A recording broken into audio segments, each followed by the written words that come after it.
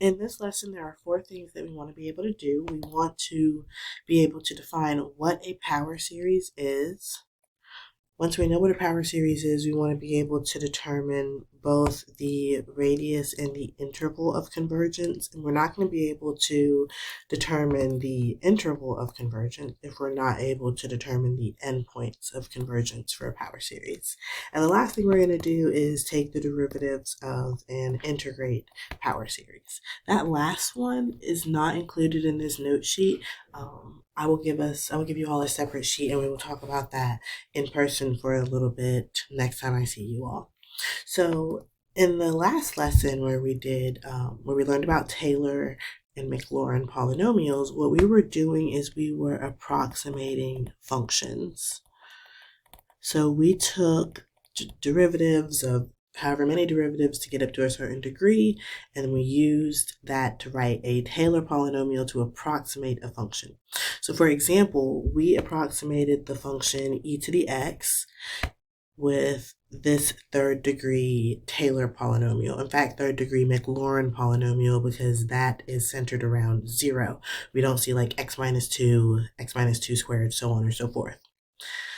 In the previous lesson, we also learned that the approximation is more accurate with a higher degree polynomial.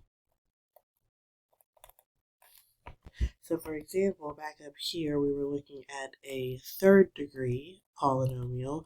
We know that this approximation would be even stronger if it were, say, a fourth degree. It'd be even better if it were a seventh degree, and it'd be really good if it were like 100th degree. So the higher the degree goes, the better the approximation is getting. Remember, it also gets better further away than you are from the center, because we do know that the approximation is very accurate at the center, wherever the approximation is centered at.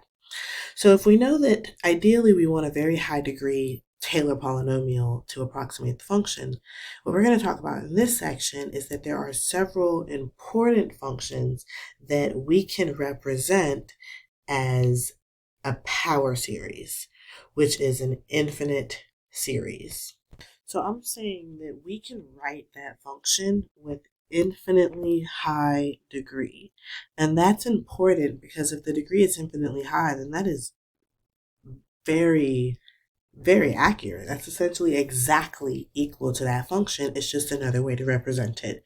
And we call that a power series. So for example, we've seen that here we go again with this third degree approximating polynomial that, again, emphasis on was an approximation. It's no longer an approximation. It is now equal to the infinite series that never ends. Notice that this ... keeps going. That series never ends. That is a power series representation for e to the x. It is not a third degree approximating polynomial. It's not a fourth degree approximating polynomial. It is an infinite series. And another way that we could write that in series notation is the sum from n is equal to 0 to infinity of, I want to take x and I want to put it to the n power, and I'm going to divide that by n factorial. That's the pattern that fills out those terms there. And notice that this does not end. It goes all the way off to positive infinity. So for every number, so we've never seen anything that looks like this before, because we now have a series with a variable x on the inside of it. What we are saying is that for every real number x, if x is 1, if x is 2, if x is 4, if I'm looking at the series of 4 to the n over n factorial, that's going to converge to e to the 4, because I've replaced x with 4. That's e to the 4th power. All of those series will converge to e to the x. So the definition of a power series, if we have an infinite series, so we're used to seeing, I'm going to scribble this out for now, we're used to seeing series that look like this, right? A sum of some expression a to the n. We spend a lot of time figuring out whether series that look like that converge or not. Now we are introducing a variable x on the inside of the series that's going to the nth power. So we're still getting all of those terms the a sub n's, but then we're also getting these x's with powers on them. This is called a power series. So more generally, this is an example of a power series that is centered at 0.